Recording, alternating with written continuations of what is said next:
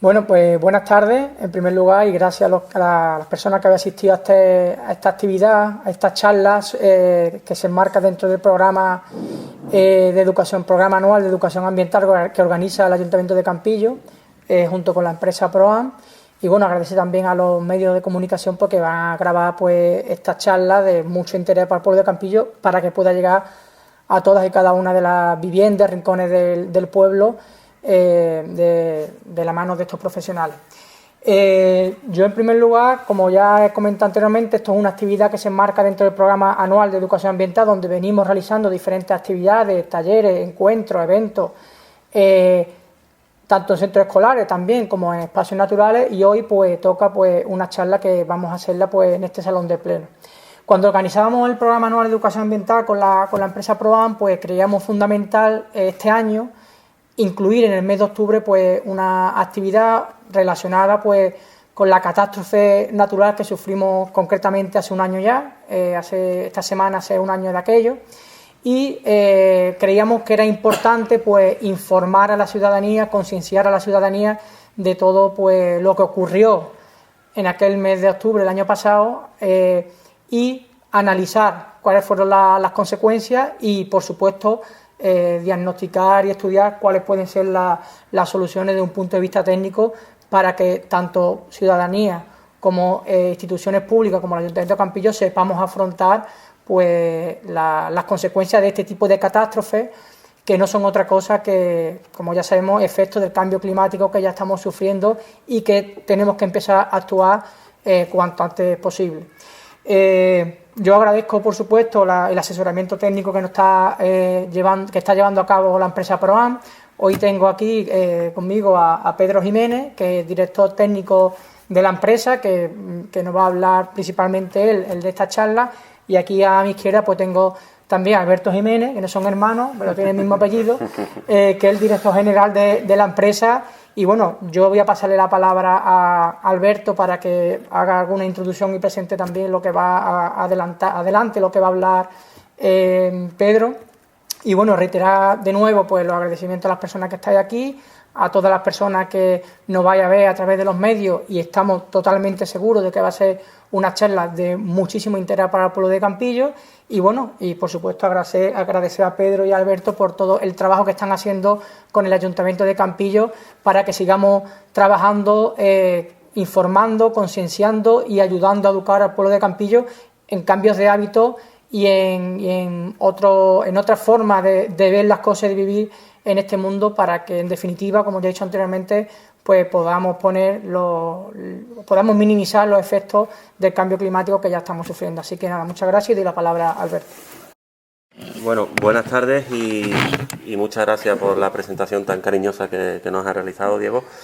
En primer lugar, nos gustaría felicitar al Ayuntamiento de Campillo, porque la semana que viene, justo en una semana, recogerá un premio por su buena labor en materia de medio ambiente, ¿no? Reconocido por la Diputación de Málaga y por toda la provincia. Y ese premio lo que viene a justificar es que en Campillo se hacen bien las cosas. En Campillo se está trabajando para concienciar y educar en materia ambiental a toda su población, con actividades, con charlas como la de hoy, o con talleres en colegios, o con talleres sociales en diferentes ámbitos que lo que hacen es actuar para minimizar los efectos del cambio climático. Así que desde ProAm os damos la enhorabuena por el merecido reconocimiento y por lo bien que hacéis las cosas en esta temática, ¿no? Bueno, la idea de la charla que hoy pretendemos y que va a impartir Pedro Jiménez es que no olvidemos lo que pasó. Ya sé que está muy presente en el día a día de Campillo, porque es difícil de olvidar, ¿no? Pero que no olvidemos en cuanto a que ante las soluciones, ante los problemas hay soluciones, y sobre todo la última parte de la charla es el papel tan importante que tenemos cada uno de nosotros como ciudadanos de poder intervenir y participar en las decisiones relacionadas con las mapas y riesgos de inundabilidad, ¿no? Y eso creo que es importante. Me parece un acierto que el Ayuntamiento de Campillo nos propusiera esta temática a la hora de definir el contenido de la programación anual, y bueno, esperemos que justo la charla va a ser impartida por uno de los mayores especialistas, no voy a ser osado, pero de la provincia de Málaga sí, y de mucho más allá del territorio, pero Es un gran conocedor de la provincia de Málaga en materia de planificación hidrológica. Ha trabajado desde dentro y desde fuera la planificación hidrológica, por lo tanto, nadie mejor que él para que nos dé y nos ilustre sobre la temática a abordar. Muchas gracias, buenas tardes. Le pasamos la palabra a Pedro y bueno, yo también quiero decir, que no lo he dicho antes, pero como lo ha dicho Alberto, quiero también felicitar a Proban porque precisamente ellos también han ganado un premio en el certamen, en los premios de Málaga Viva, también a su gran labor como empresa en la materia medioambiental. Por tanto, yo creo que bueno, reconocimiento mutuo, muchas gracias, Alberto. Muchas gracias. Y nada, esto solamente nos dice el camino que tenemos que seguir, caminando todos juntos, luchando, peleando.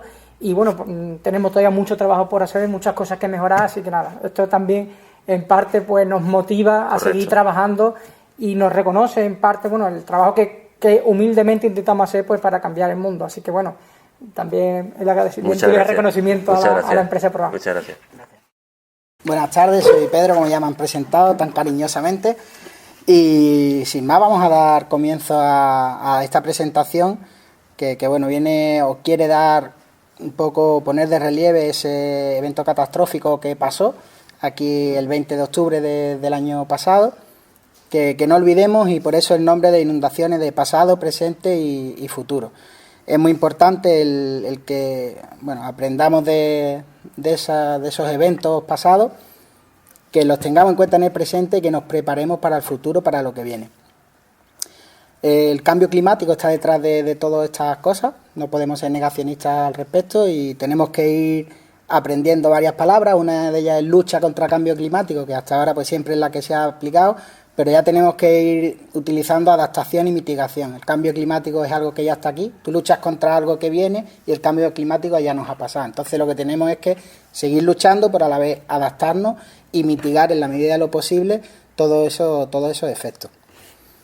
La charla que vamos a tratar, como veis, me gusta hablar en plural, en primera persona, porque pues bueno, me gustaría que las personas que han asistido, pues que sea un poco charla, coloquio, o sea que en cualquier momento, cualquier duda que haya, si es de este tema bien, si es de agua en general, pues algo seguramente podamos aportar. O sea, si alguien tiene alguna duda, pues para eso estamos.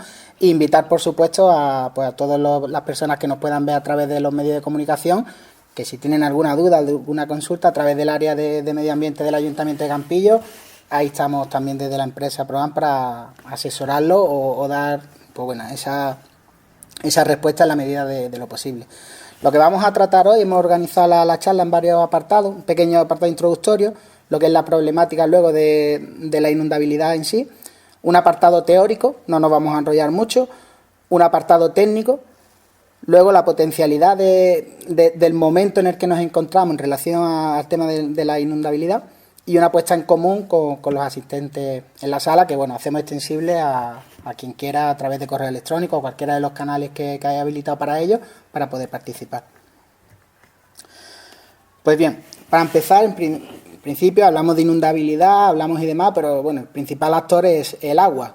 ¿Qué podemos decir que es el agua? Pues podríamos decir que una molécula de H2O, dos átomos de hidrógeno, uno de oxígeno, con un ángulo de 104,45 grados.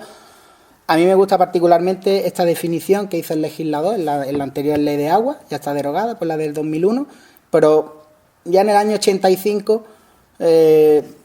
tirando un poco de lo que es el preámbulo que hemos hecho de la presentación de ese pasado, ¿no? Ya en el año 85 nos decía, y leo literalmente para no saltarme nada, el agua es un recurso natural escaso, indispensable para la vida y para el ejercicio de la inmensa mayoría de las actividades económicas, es irreemplazable, no ampliable por mera voluntad del hombre, irregular en su forma de presentarse en el tiempo y en el espacio, fácilmente vulnerable y susceptible de uso sucesivo.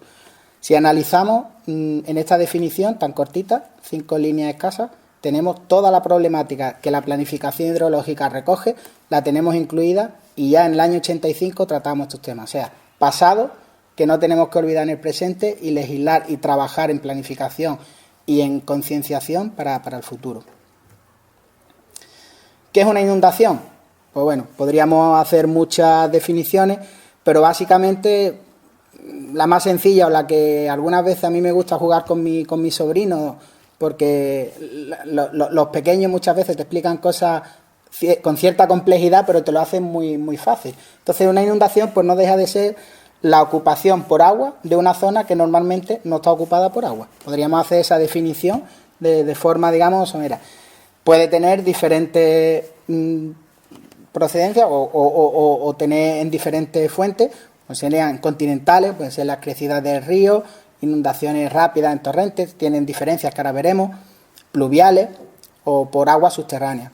Y en las zonas costeras, pues principalmente es por la acción de las mareas y por el oleaje. Aquí traemos varios ejemplos. Si alguien igual de los presentes nos puede decir, si no, ya lo digo yo, esa es la ciudad de Zaragoza, es donde se hizo la Expo del Agua. Esa es la torre, en el centro se ve la Torre del Agua y lo que está al fondo a la derecha es la estación del AVE. Ahí tenemos el Ebro desbordado con más de 1 kilómetro de ancho.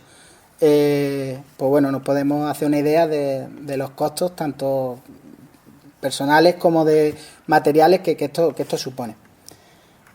Esta foto, lo más nostálgico, quizás la recuerda, esta es del año 89, de la desembocadura del Guadalhorce. Por aquí veo caras de que estuvieron ahí.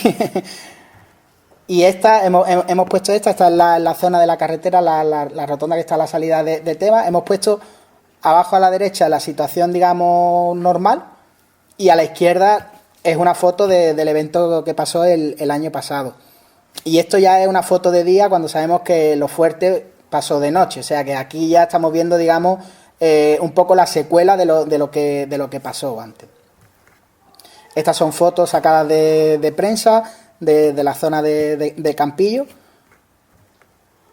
Y aquí este es otro tipo de inundación de las que tenemos, que es cómo funciona aquí los torrentes. En la foto importante, bueno, en la diapositiva, ven los tiempos. Arriba la primera son 14:18:08 y en la última tenemos 14:18:21. En 13 segundos, cómo varía ese caudal, cómo varía esa capacidad de transporte del agua y sobre todo la fuerza que genera este tipo de torrentes.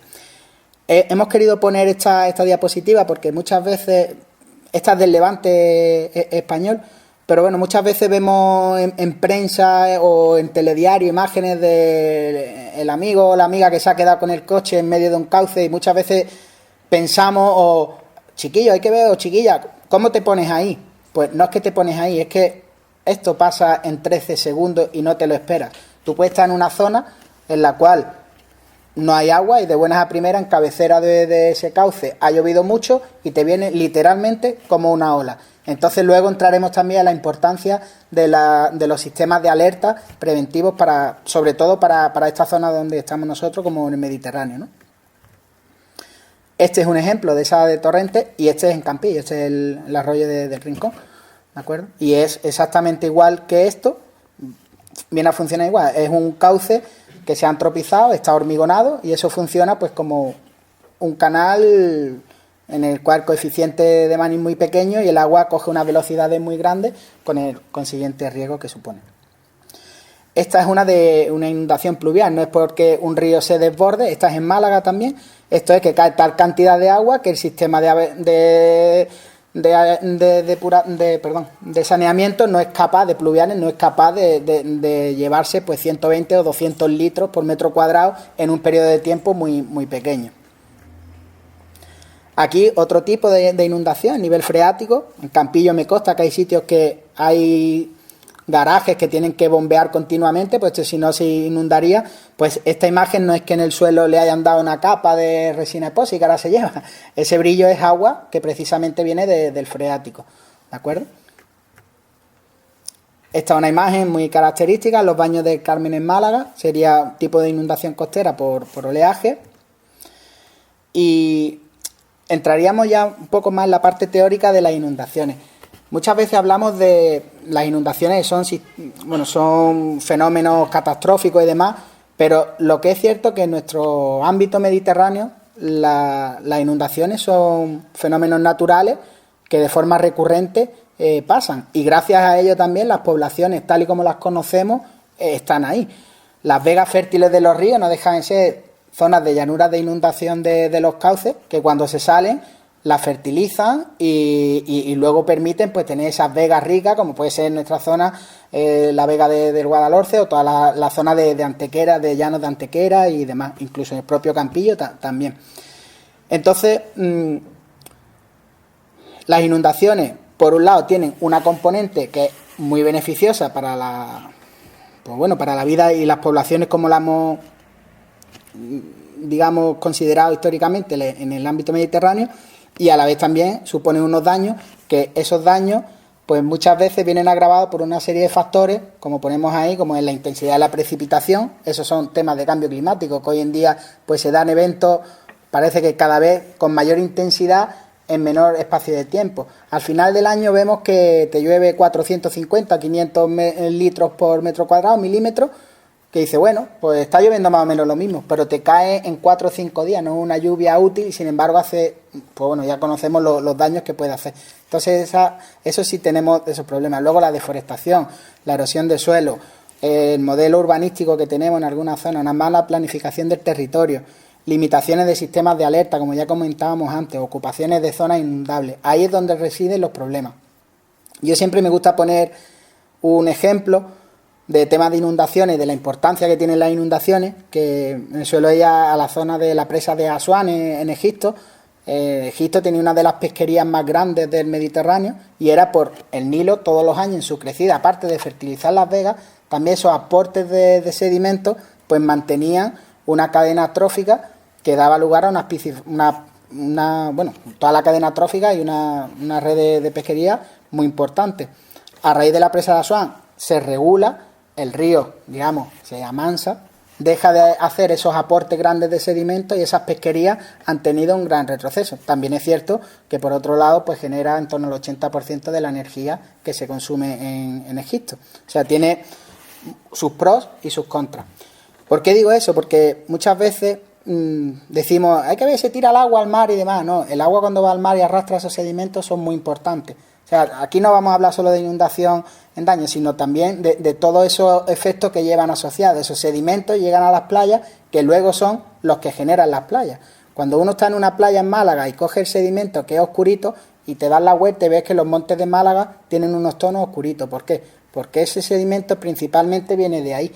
Entonces luego los ríos, si llevaran esos sedimentos, pues tendríamos las playas bien y no tendríamos que luego gastarnos muchas veces en Semana Santa pues esos millones que nos gastamos en regenerar las playas, ¿no? Esos son, pues bueno, soluciones basadas en la naturaleza, que es lo que de forma natural ha venido pasando siempre, y ahora pues tenemos que replicarlo al final con un barco, cogiéndola y poniéndola. Pues bien, la respuesta hidrológica en los cauces, cómo funcionan, la podemos determinar con esta fórmula, que vamos a entrar principalmente, no creo que debamos entrar en formulación, pero sí a identificar cada uno de esos parámetros, que serían la intensidad de las precipitaciones, el relieve y la litología, los suelos, la vegetación, la hidrografía y la configuración urbana. La intensidad de las precipitaciones, bueno, esta gráfica es de un estudio de Ruiz-Sinoga, que es catedrático de geografía y entiende bastante del tema. Al final lo que viene a mostrar es que la probabilidad de que esos eventos de 30, de 10, de 5, de 0,1 sucedan en la provincia de Málaga es prácticamente la misma, quitando los meses de verano en cualquier época del año. ¿Eso qué significa? Pues que estamos expuestos a un riesgo de inundación en febrero y en octubre. Sí que es cierto que normalmente después del verano, por otra componente, que el suelo está más seco y demás, en la lluvia geomorfológica, el suelo no, si viene un evento de lluvia como es una gota fría, el suelo tiene una capacidad hidrofóbica, no le da tiempo a tomar bien el agua, entonces favorece la escorrentía superficial. Por eso ahí suelen ser más problemáticos. Pero la probabilidad de que suceda en una parte del año o en otra es prácticamente la misma. Es lo que venimos a decir en conclusión, es que la torrencialidad es frecuente en la dinámica pluviométrica en la provincia de Málaga, no es específica de ningún área, prácticamente el riesgo existe en cualquier parte de la provincia, y de hecho si echamos la vista atrás podemos ver o recordar inundaciones graves en la zona de la Sarquía, en la comarca Nororma, Guadalteba, Guadalhorce, Serranía de Ronda, Costa del Sol. Prácticamente en todos los sitios podemos, si echamos la vista atrás, ver periodos de inundaciones. Y esas consecuencias catastróficas pues no se producen solamente con con grandes episodios de lluvia como el que pudo pasar aquí, de 300, 320, 400, con picos de 400 milímetros, sino que una lluvia en 5 minutos, muy pequeña, por a lo mejor de 5, 10, 15 litros, te puede generar también una situación muy importante. La imagen esa que veíamos del torrente como baja, cargado y rápido, pues eso puede ser ese ejemplo. Otro de los parámetros, el relieve y la litología. Aquí hemos puesto varias imágenes de la provincia. Primero hace referencia a las pendientes, cómo se ven las zonas, los tonos verdes son las zonas de pendiente un poco más llanas, como podemos estar aquí en la zona de Campillo. El siguiente sería el plano de altitudes de la provincia. Hemos puesto las masas de agua subterráneas, al final se asocian más o menos con los materiales permeables que permiten o favorecen esa filtración del agua hacia el subsuelo, hacia las aguas subterráneas, y es una forma también de retener esa velocidad en un episodio de precipitaciones. Todos los terrenos en la zona donde estamos, que principalmente tiene una gran componente arcillosa, no favorecen la infiltración, sino favorecen la escorrentía superficial, con cuencas muy... Bueno, veremos ahora las cuencas en el siguiente apartado, no vamos a adelantar eso. ¿Qué conclusiones tenemos respecto a este parámetro? Pues que el relieve de la provincia presenta una morfología compartimentada, son como diferentes, tenemos diferentes cuencas. Si vemos, por ejemplo, la zona del centro de Andalucía, Sevilla y demás, es todo como un gran eje en relación al Guadalquivir, mientras que aquí tenemos pues diferentes cauces. El Guadalhorce es como un compartimento, Guadalmedina otro, la zona de la Sarquía pequeños torrentes que son cada uno como su espacio pequeñito, y eso pues es una de las, digamos, características de nuestra provincia.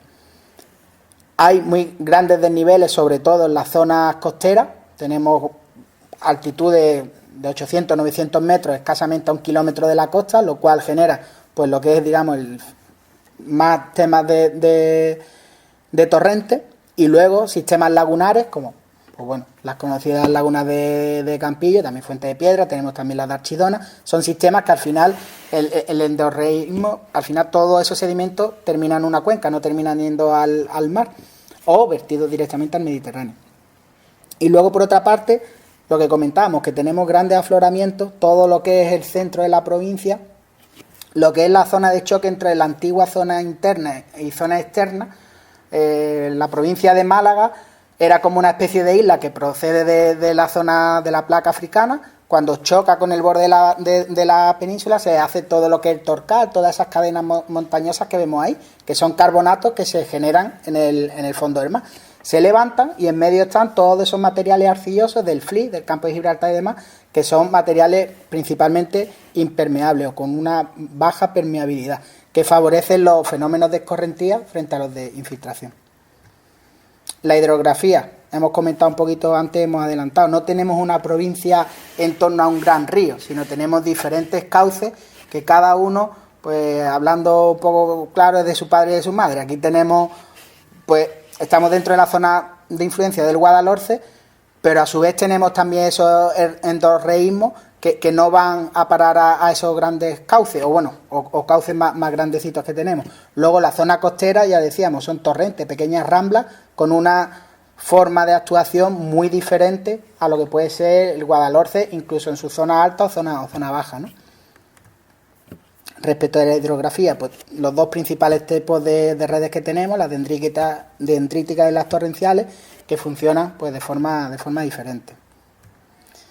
En suelo y vegetación, pues va un poco relacionado con la geología que veíamos. Un suelo se forma en una zona por degradación o por aporte de sedimentos de otros sitios y generan esos suelos. Cada suelo tiene una tasa de infiltración que favorece o no el que el agua percole más o menos. Durante una precipitación, pues el suelo empieza a llover, empieza el suelo a empapar agua, tiene una capacidad como una esponja, empieza a coger agua. Siempre que no sean esos eventos que hemos dicho antes, catastróficos, ¿vale?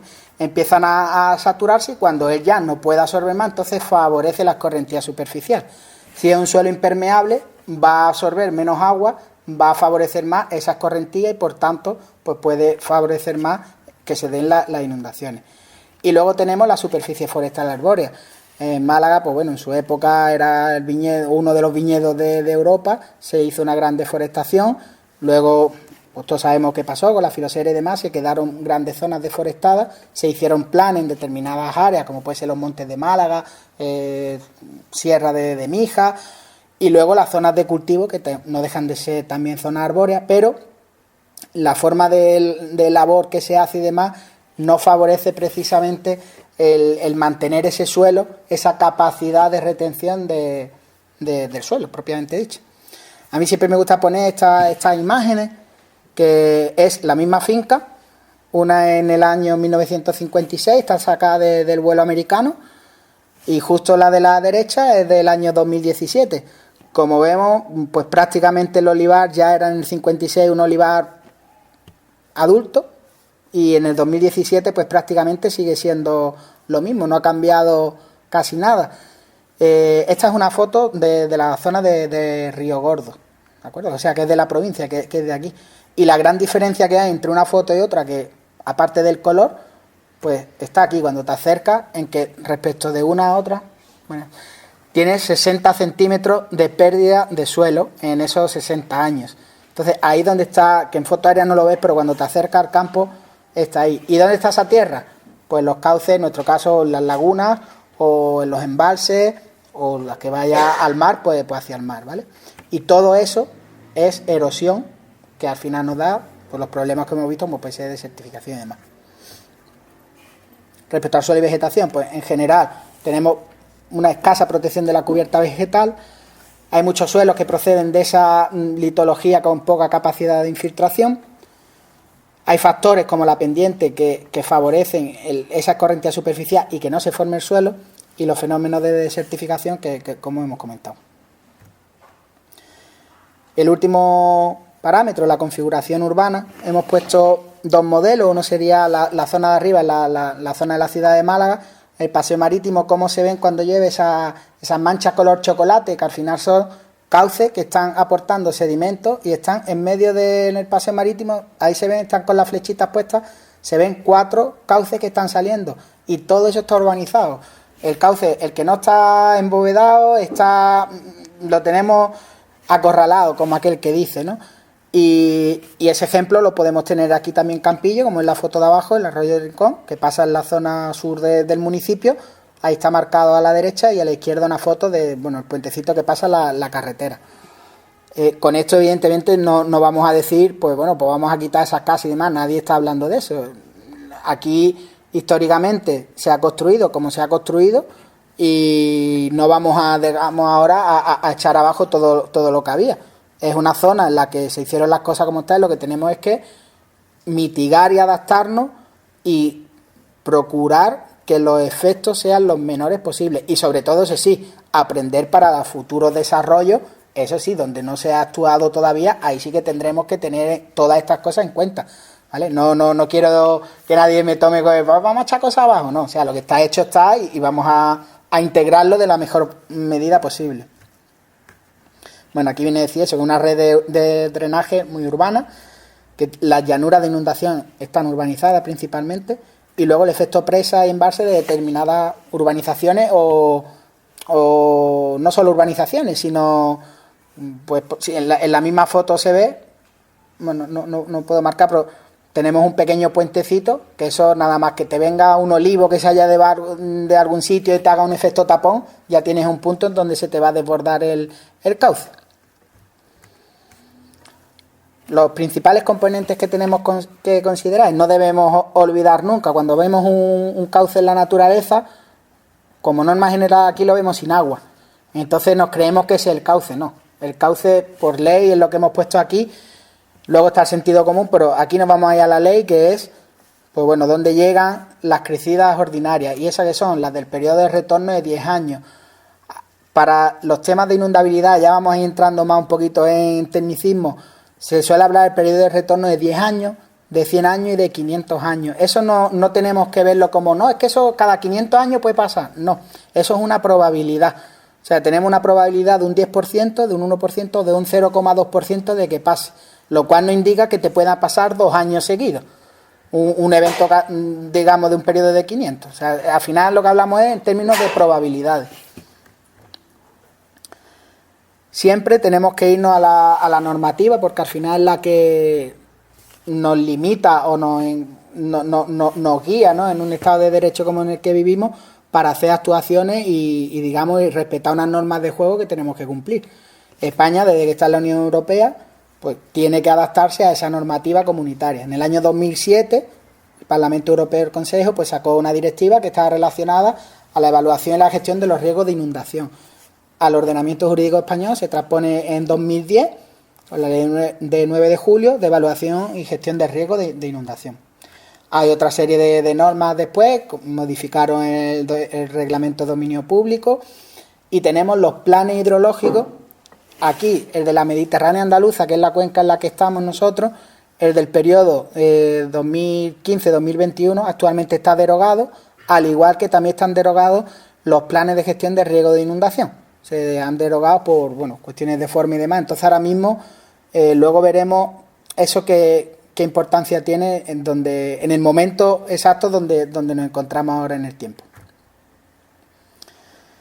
Pues bien, esa transposición de la directiva de inundaciones, vamos a llamarla así, al ordenamiento español, al final lo que tiene son 3 fases. Una primera, que es la evaluación preliminar del riesgo; otra, que es hacer los mapas de peligrosidad y de riesgo de inundación; y otra tercera, que es los planes de gestión del riesgo. ¿Qué es la evaluación preliminar del riesgo de inundación? Pues bien, tenemos que determinar en todo el territorio aquellas zonas inundables, pero tenemos que tener en cuenta y ser consecuentes también que los recursos son los que son. O sea, no podemos, lo ideal sería, pues vamos a hacer estudios de inundabilidad para todos los cauces. Eso es inviable desde el punto de vista económico. Entonces, primero se determinaron unas zonas de área, que son las ARPS, difícil hacer el nombre, ¿vale? Son áreas de riesgo potencial significativo de inundación. Al final fue delimitar esas zonas que normalmente están asociadas a infraestructuras o núcleos urbanos, en los cuales es más importante llevar a cabo esa evaluación del riesgo de inundación. Pues bien, una vez se delimitaron esas grandes manchas sobre el territorio, se pasa a la segunda fase, que es, digamos, ya la redacción y la elaboración de los mapas de peligrosidad y de riesgo de inundación. Se hace para esos 3 periodos de retorno que decíamos, esas 3 probabilidades, la de 10 años, 100 y 500. Al final, esos mapas lo que viene a decir es una lámina de agua de hasta dónde, con esa probabilidad de 10 años, de 100 años y 500 años, con el terreno como tenemos y todos los parámetros que hemos visto a lo largo de la charla, hasta dónde nos llegaría la lámina de agua. Aquí tenemos un ejemplo. Pues bueno, se tiene en cuenta el número indicativo de los habitantes, el tipo de actividades económicas que hay en la zona, los puntos de especial importancia, las áreas, bueno, según la directiva marquen. Y luego, una vez que tenemos esos mapas ya definidos, pues pasamos a hacer el plan de gestión del riesgo, que es determinar qué medidas vamos a proponer pues para protegernos respecto a esos mapas que hemos visto. O sea, si sabemos que la lámina de agua puede llegar hasta la puerta del ayuntamiento, pues oye, ¿qué va a pasar por ahí por medio? Pues tenemos un colegio, tenemos tal, pues tendremos que hacer o obras de defensa o estar preparados o ver qué hacemos para protegernos al respecto. Entonces,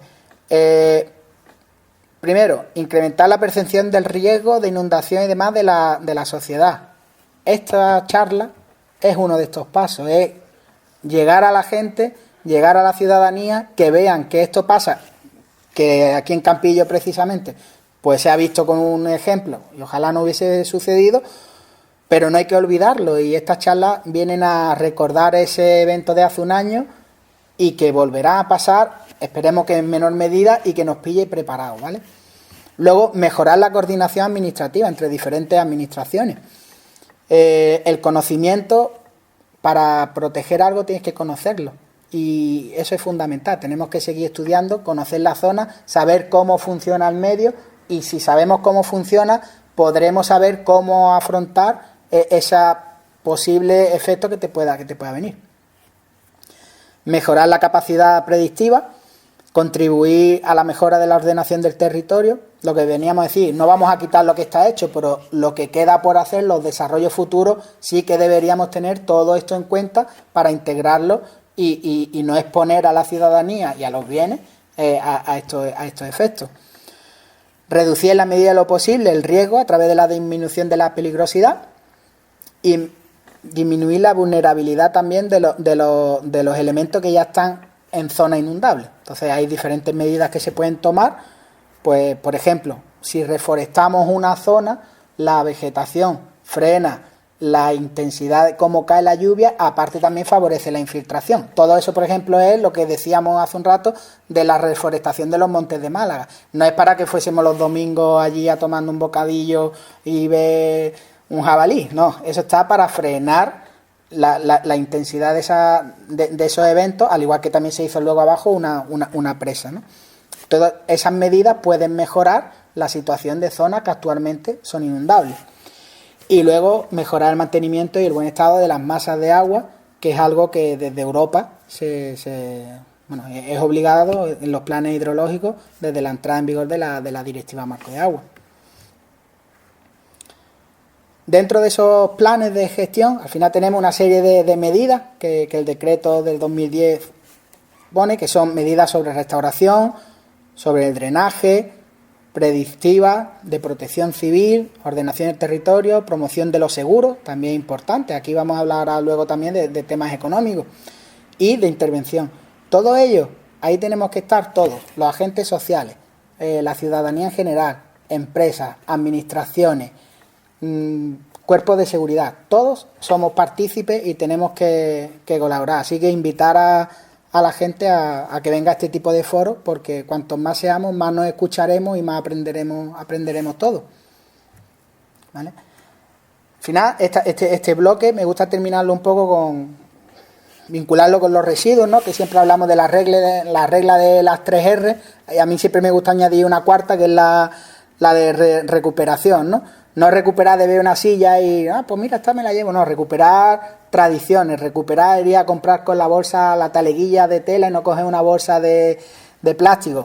Pues aquí también tenemos otra regla que serían las 3P y vamos a poner esa cuarta R, ¿no? Que serían prevención, protección, prepararnos, porque van a venir, y luego una recuperación. No podemos, frente a un evento, no podemos dejarlo el territorio, pues bueno, ha pasado esto, lo dejamos, no, hay que recuperarlo y hacer una ordenación de ese espacio.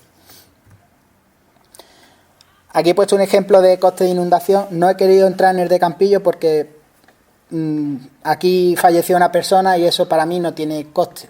O sea, es algo incalculable el valor de esa vida. Entonces no he querido entrar en ese tema y he valorado el de las inundaciones del 89, que poníamos antes una imagen de lo que costó en peseta en aquella época. Lo hemos pasado a euros, pero por ejemplo pues fueron las pérdidas en la provincia más de 50.000 millones de pesetas. Estamos hablando de 300 millones de euros.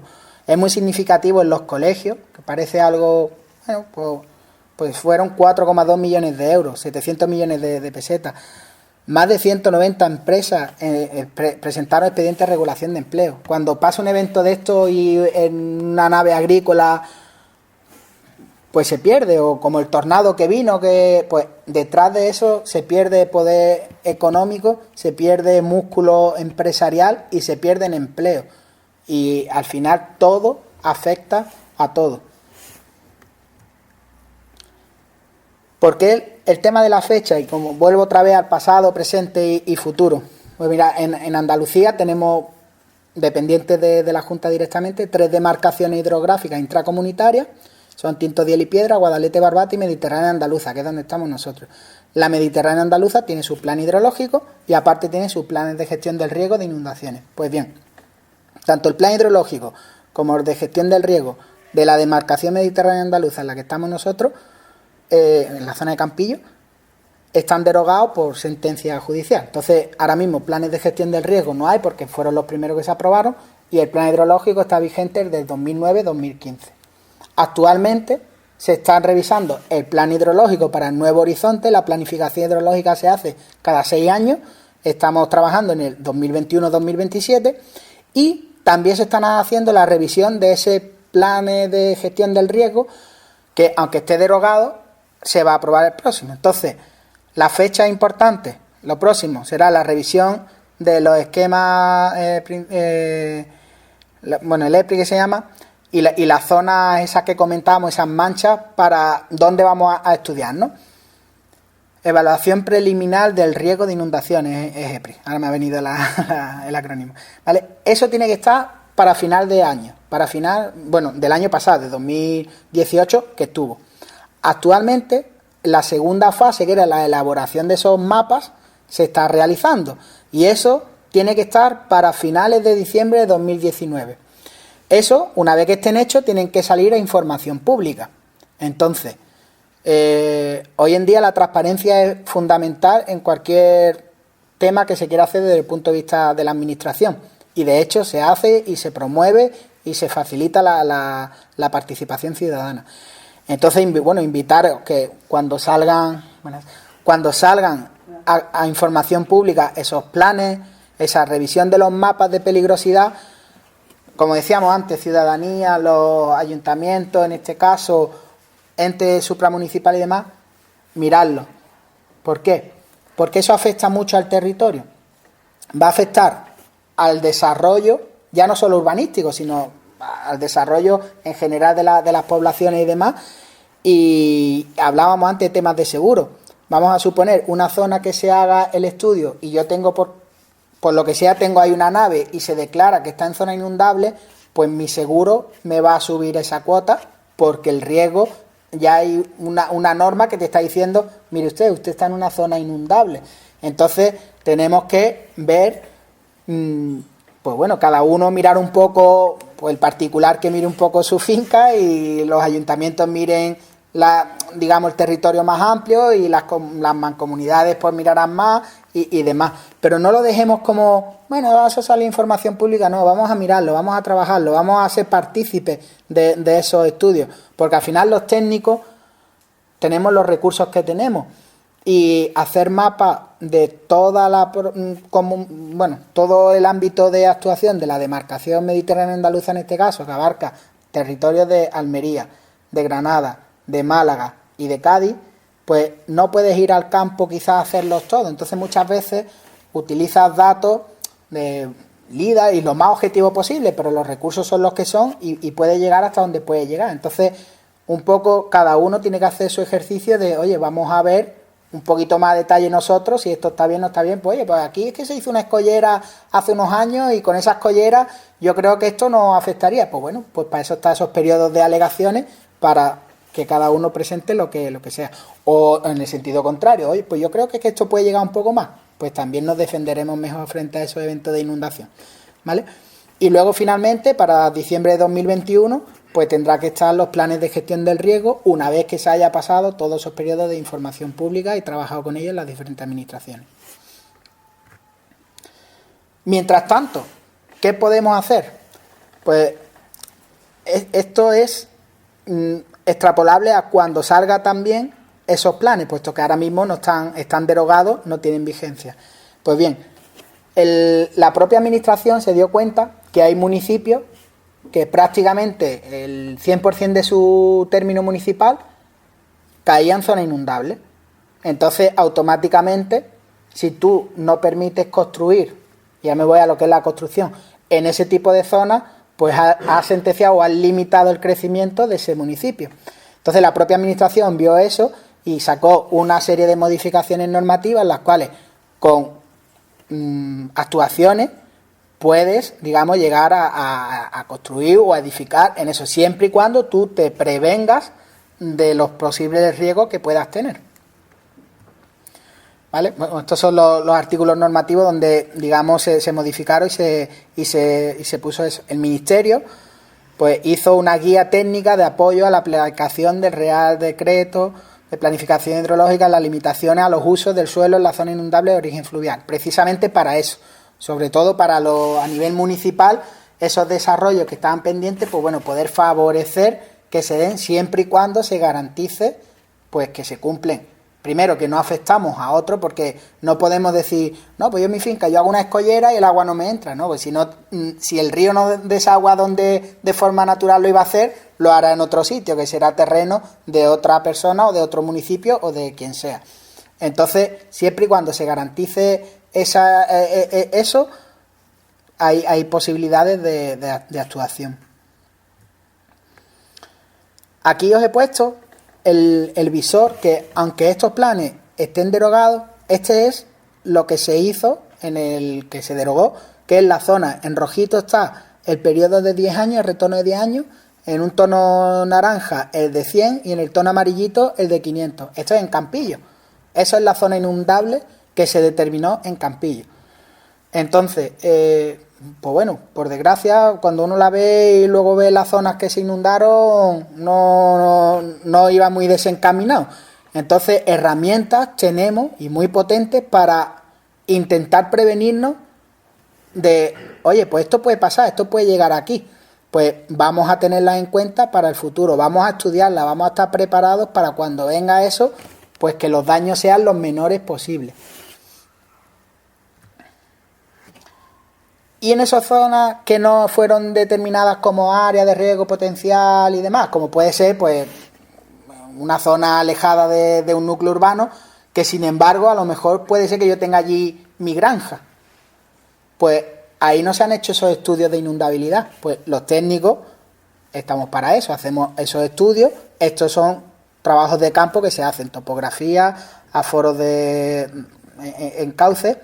Con ellos, con diferentes software y demás, al final determinamos las zonas inundables para esos periodos. Este, por ejemplo, es una imagen de una granja de la zona, en la cual se determina cuál es la zona inundable para el periodo de 500 años, y el promotor dice, oye, pues la línea roja dice, pues mira, me salgo de ahí y me estoy curando en salud, que si pasa ese evento, pues no me va a pasar nada.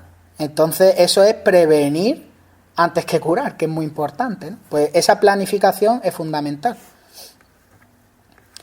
¿Qué potencialidad tiene este tema ahora mismo? Pues bueno, primero lo que hemos visto, ¿no?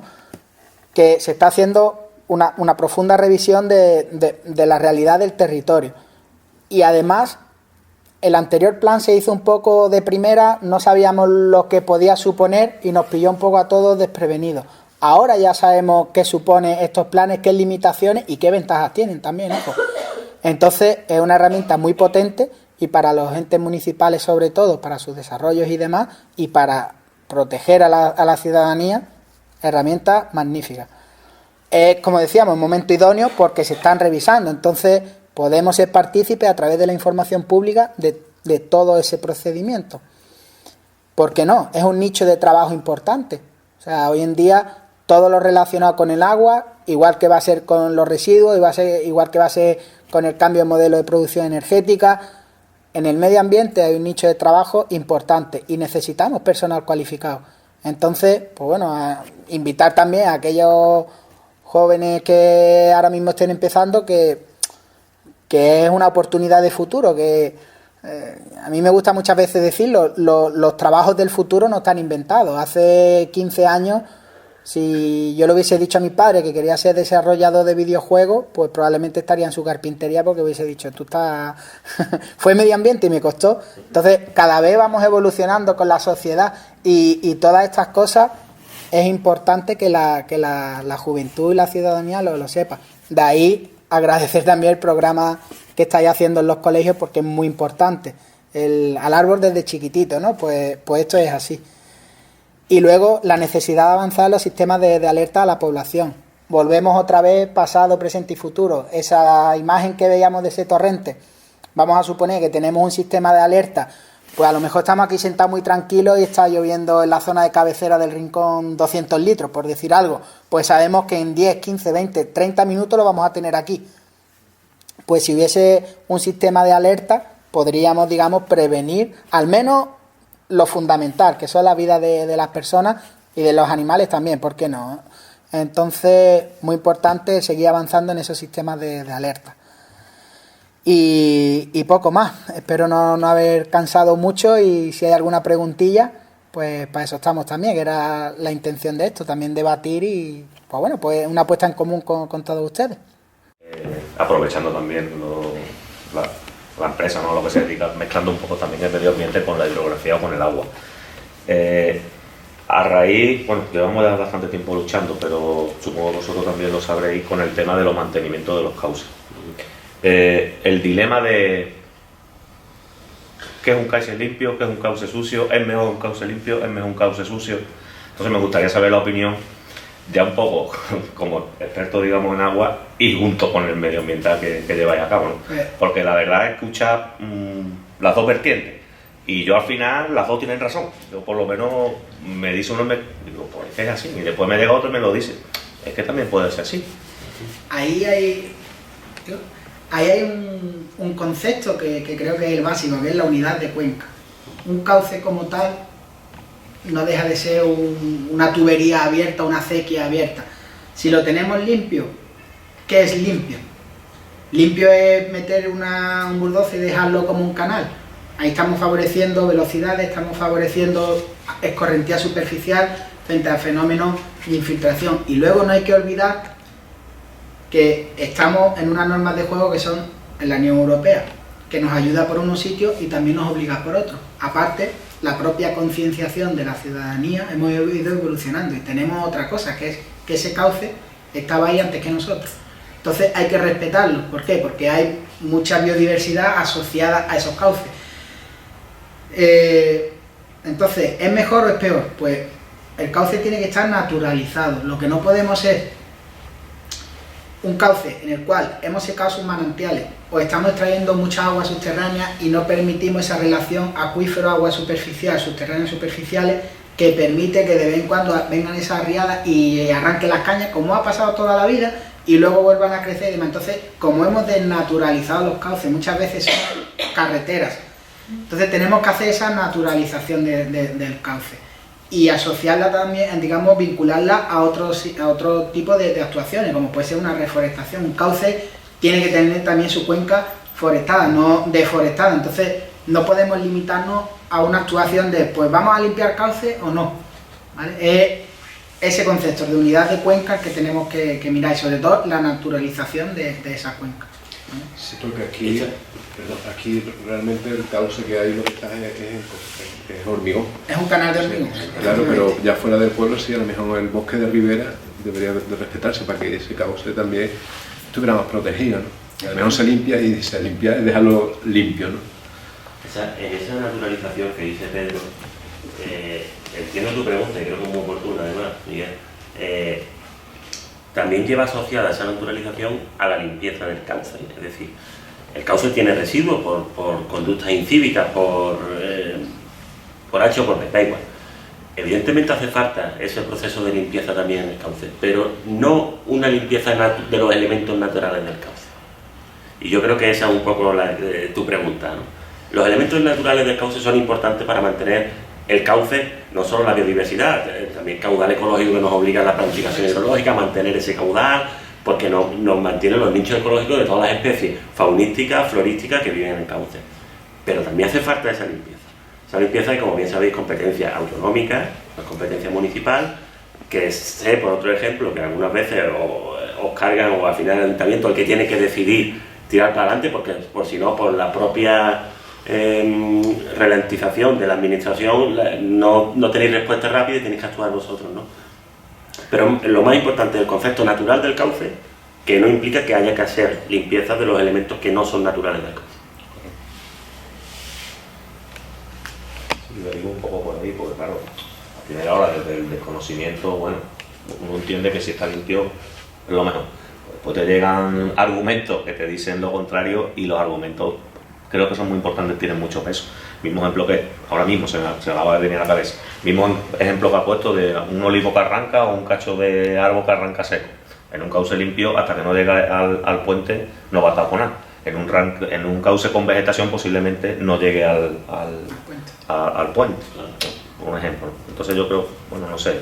Lo que sí es verdad que yo por lo menos escucho los dos debates, escucho lo que entiendo, que sí es verdad normalmente la gente especialista y los expertos están más por lo que estáis comentando vosotros, que sin lugar a dudas. el sentido más común y es lo que se suele ir recomendando. Aparte tiene que un cauce naturalizado también, en cierto modo, lamina. O sea, tiene esa capacidad de retener y de frenar al agua. Un cauce limpio en el concepto de limpieza que nos estamos imaginando, que es una acequia. Eso no retiene nada, eso lo que favorece es que el agua de este punto a este llegue muy rápido.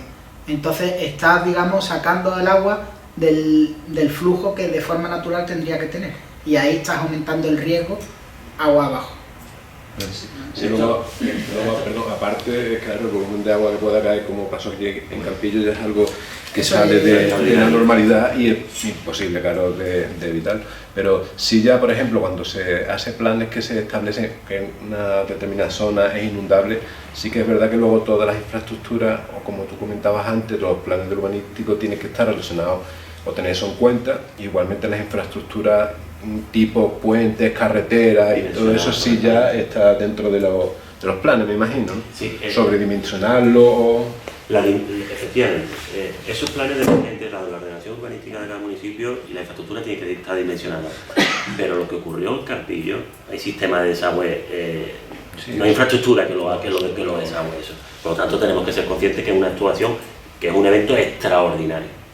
Y tampoco podemos dimensionar y hacer todo para un evento extraordinario. Si no podemos hablar de que va a 400 litros por minuto en ese tiempo, no va para nada, ¿no? Imposible. Eso, independientemente de este tipo de planes, cuando se proyecta una carretera, cuando se proyecta una presa, cuando se proyecta una vía de un AVE, un viaducto, todo eso hay que tener en cuenta que, por suerte, el ordenamiento jurídico en el que estamos es siempre prima el criterio de precaución.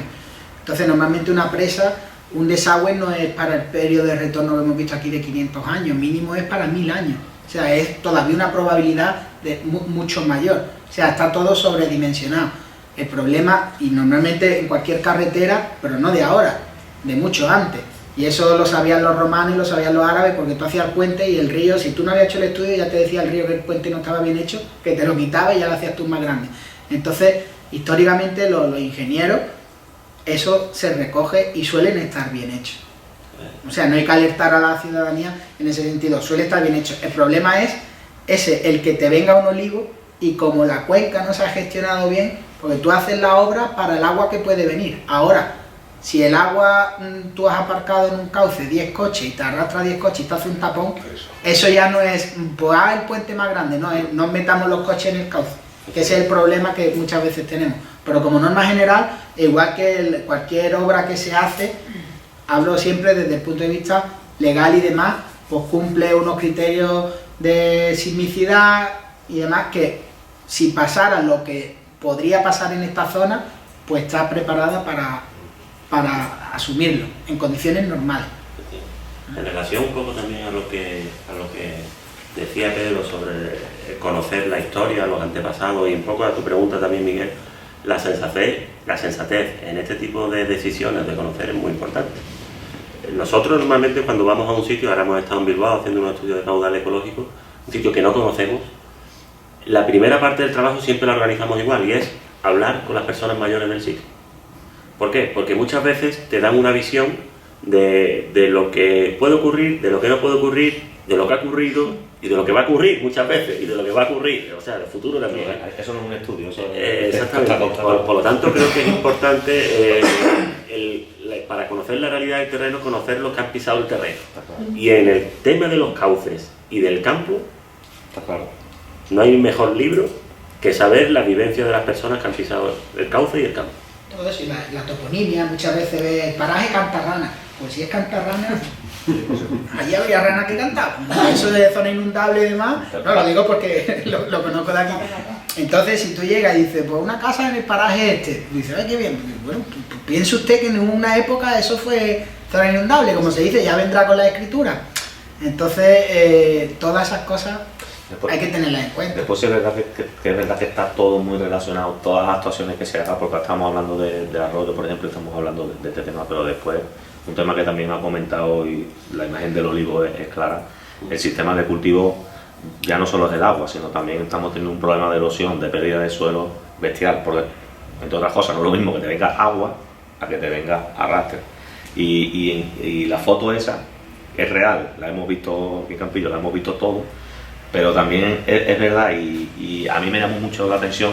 Días posteriores a esto, un vecino nos animó a ir a su finca del olivar.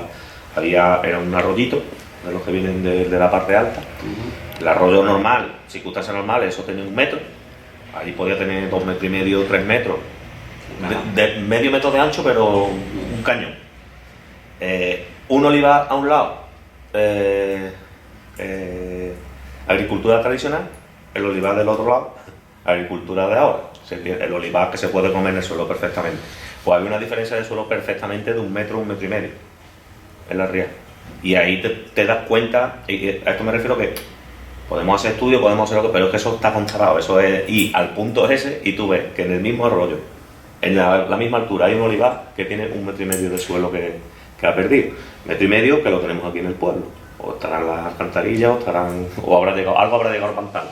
Pero que mucho de eso después llega al pueblo. En esa pérdida de suelo también es importante la capacidad de carga del suelo, porque muchas veces con las agriculturas intensivas que hacemos, al suelo le apretamos en demasía. Hoy veníamos comentando en el trayecto de Málaga a Campillo, hemos visto, de Málaga al margen, porque éramos hoy al margen, hemos visto fincas que hace un mes no estaban así, y están, o sea, la plantación nueva, una plantación con esta distancia, esa plantación intensiva necesita recursos hídricos. Volvemos un poco a la conciencia ciudadana, o sea, es que al final la administración está hecha por personas, las leyes las hacen personas, pero al final somos nosotros los que con nuestro ejemplo. Y eso sí choca un poco, ¿no? Que tengamos, y si nosotros le apretamos una agricultura intensiva al suelo, pues evidentemente el suelo tiene una capacidad de carga y estamos, es como que le pincha más de una vez, ¿no? Ahí al respecto de lo que estáis hablando del tema de la agricultura, de las prácticas agrícolas, y además un tema que ha introducido Pedro, importante, que era el tipo de agricultura que facilita a veces la erosión del suelo, con esa fotografía que vamos, es espectacular y que además hemos podido constatar también in situ aquí en el pueblo cuando también pasaron las inundaciones. A partir de esa, digamos, de esa reflexión también de qué se puede hacer desde la agricultura, precisamente a raíz de lo que ocurrió contactaron con nosotros de la Universidad de Córdoba y con diferentes ayuntamientos, Mollina, Humilladero, Alameda, Fuente de Piedra y nosotros, se ha integrado en un trabajo, en un estudio que además a través de la Universidad de Córdoba se va a pedir un proyecto de la Unión Europea, un proyecto LIFE. Y el caso es que va muy enfocado a qué tipo de prácticas agrícolas podemos empezar a implantar para evitar lo que estamos viendo en la fotografía y lo que vemos que está ocurriendo. Desde reproducir los olivares, que nosotros tenemos muchos olivares, reproducir los olivares, el tipo de paraje pareció las dehesas, que es parecido a lo que hay muchos olivares ecológicos que retienen suelo, hasta establecer nuevos sistemas de arao que son como el de las líneas clave. Sistemas que ya se están empleando desde hace 50 o 60 años en países como Australia, que está evitando mucha la desertificación, porque no solamente hace que el agua, por el nuevos sistemas de arao, no solamente hace que el agua vaya a una velocidad que arrastre el suelo, sino que además mejora y favorece la infiltración. Entonces, claro, estamos quitando el problema de raíz. Y eso es un tema muy importante y por eso lo que estabais comentando, ¿no? Que aquí hay que integrar conciencia, hay que integrar prácticas agrícolas nuevas, hay que integrar nuevas prácticas, por supuesto prácticas urbanísticas, lo que has comentado tú no hace más locura, porque aquí todo el mundo sabe por dónde va el agua, desde siempre, lo que tú comentas, aquí tenemos el barrio La Rana. ¿Por qué se llama el barrio La Rana? Por algo será, ¿no? ¿O por qué se llama calle Molino? Porque a lo mejor el agua baja a una velocidad tan fuerte que allí había un molino, pues posiblemente sí. Entonces, lo que estáis comentando es fundamental. El conocimiento de lo que había es esencial y bueno, y ya lo ha apuntado, pero también hay ya lugares del pueblo que evidentemente no se puede decir, mira, tenemos que irnos de aquí porque es inundable, eso ya hay que mantenerlo. Pero a ver de qué forma le damos vuelta entre todos, de una manera u otra, para con todos esos aspectos que has comentado y que se han comentado, pues se vayan integrando y se vayan teniendo en cuenta para evitar esos problemas. Yo lo que creo... Y reducir los riesgos de inundaciones, Claro, que es lo que tenemos que reducir, Eso, minimizar.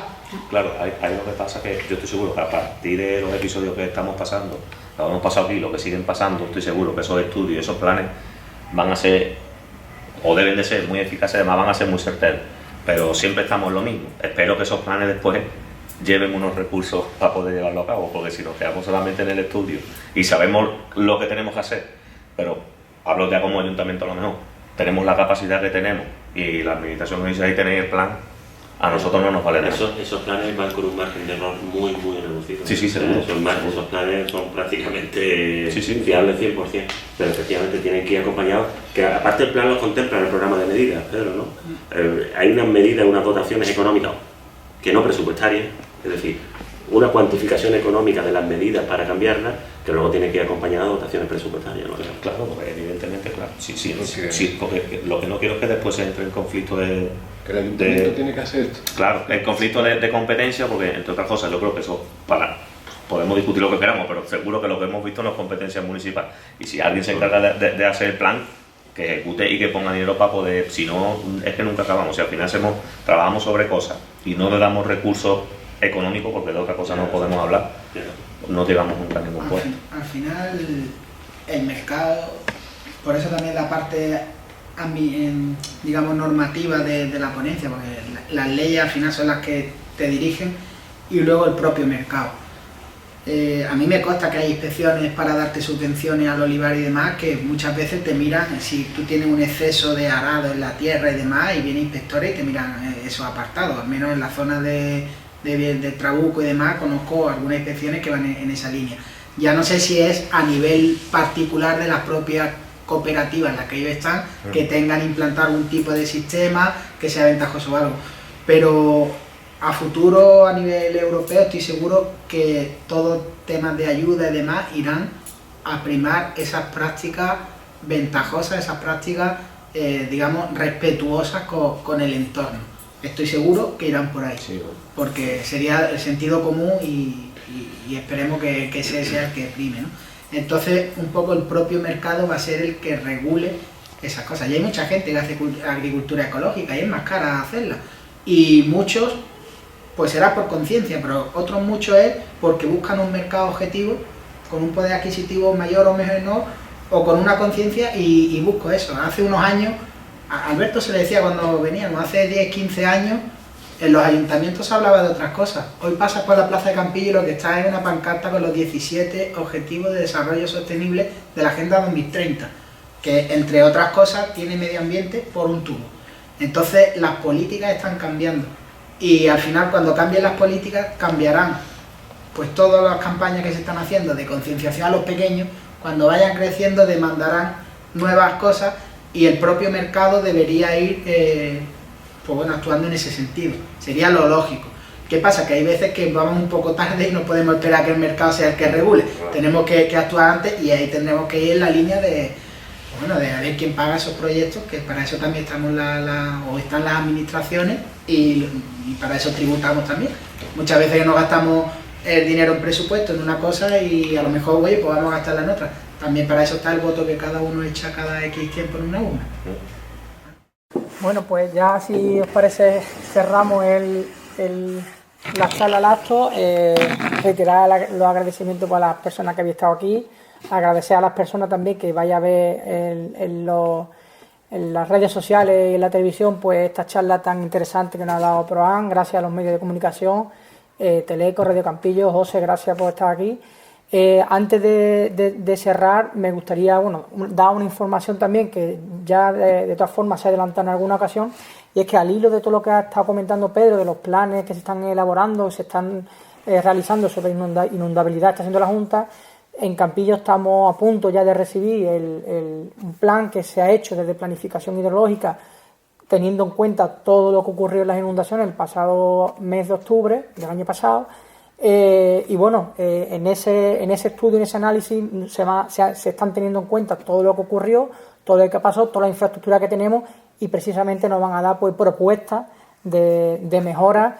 La mayoría a nivel del casco urbano, la mayoría, aunque va a haber otras de otro tipo, para que, como ya se ha comentado aquí, se pueda reducir y se puedan minimizar los daños que pueden ocasionarse a consecuencia de una inundación de estas características que, como muy bien ha dicho Pedro, en cualquier momento se pueden volver a repetir. Ojalá no se repita.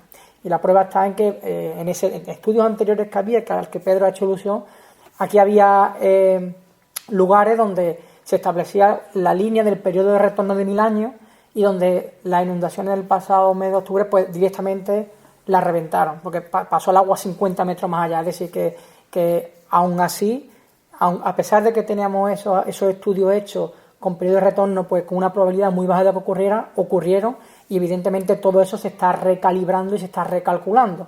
Por eso es muy importante lo que ha comentado Pedro, que tenemos que estar muy preparados para lo que pueda ocurrir. Tenemos que tomar medidas, no solamente desde un punto de vista de la conciencia del ciudadano, que también, pero también desde las administraciones. Bueno, y cuando tengamos ese estudio, pues veremos de dónde buscamos el dinero, porque como bien se ha comentado aquí, el Ayuntamiento de Campillo no va a ser capaz solamente de asumir esos gastos en infraestructura, y habrá que buscar dinero hasta debajo de las piedras, que se buscarán, para poder ir ejecutando poco a poco todas esas mejoras que reduzcan los daños que está provocando el cambio climático aquí en Campillo.